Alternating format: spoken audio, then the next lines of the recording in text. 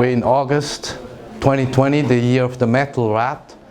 I'm discussing the election astrology, the actual horoscope of the 3rd of November 2020 and the chances for Trump to be re-elected. And then we're going to discuss the book by General Spalding, Stealth War, How China Took Over While America's Elite Slept.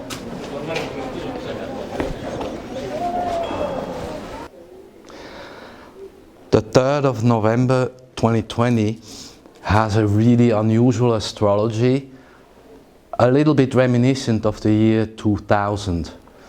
Mercury is in Libra, standing still, ready to turn direct. In other words, Mercury will be for 3 weeks before the election night in retrograde. We see already now on the ground, without astrology, that there are over 150 lawsuits. It's the most litigated election in the history of the United States. And there are problems with the counting, with the mail-in, with all sorts of problems piling up into this Mercury retrograde time, which leads to rumors we hear now already that perhaps we have no result in the election night. Perhaps it takes a few more days, perhaps, God knows. At the same time, Jupiter is about to pass Pluto for the last time in Capricorn. That's a third of the 3 passages, and that's huge. That's just bringing the entire year of 2020 one more time into the last focus. That is the background of astrology. We're now 2 months before the election. Mars is about to turn retrograde for over 10-12 weeks. Mars in Aries, retrograde for 10-12 weeks, that's another tricky moment. All this piles up into that time window of the election. That's a timeline we're looking at. Decisive to the election will be the subject of the stance, the attitude of the United States towards the Chinese Communist Party. General Spalding is a former retired Air Force officer. He lived twice in China, once as an ordinary citizen after his military career, where he was studying at a university. That was in about 2002, 2004. He saw the friendly face of China. He lived in Shanghai. That was almost an awakening moment for him. 10 years later, in about 2014-15, he returns now as a general, as the envoy, military attaché to Beijing. So he went from Shanghai to Beijing. That's a big change, and he's now there as the envoy of the Pentagon, of the Joint Chief of Staff. He then wrote this book, Stealth War. This is the result really of what he briefed to Trump's National Security Council during the spring and summer of 2017, when everything was up in the air. That was a terrible time for Trump.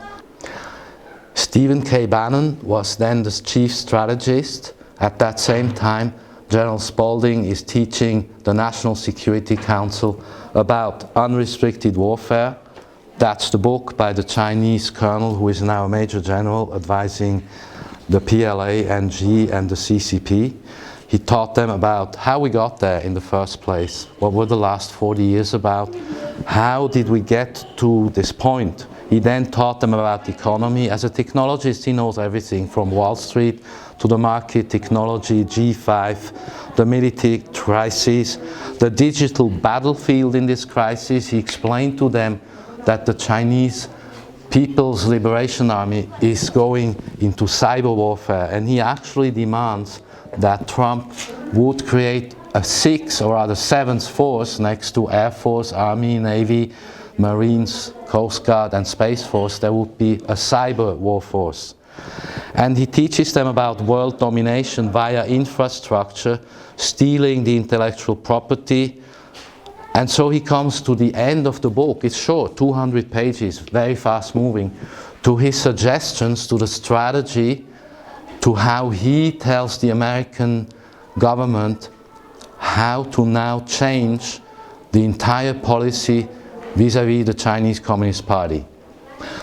If we now add to this all of the video clips we have seen by Jennifer Zheng, Simone Gao, Joshua Phillips, Tiffany Meyer, New Tang Dynasty, hundreds and hundreds of video clips I watched describing everything that's going on inside of China with the flood that is now reaching at the end of August the highest level possible, with Wuhan downstream of the Three Gorges Dam and so on. So on top of the virus, they have the recession, the entire financial crisis, now the flood, and on top of that, the internal faction war we discussed numerous times, where the faction of the people that still control Shanghai, Hong Kong, and Wuhan are now attempting actively to take the faction of Xi Jinping out. This is going on now in August, September of 2020, as we're moving simultaneously through the election, eye of the needle, in the United States.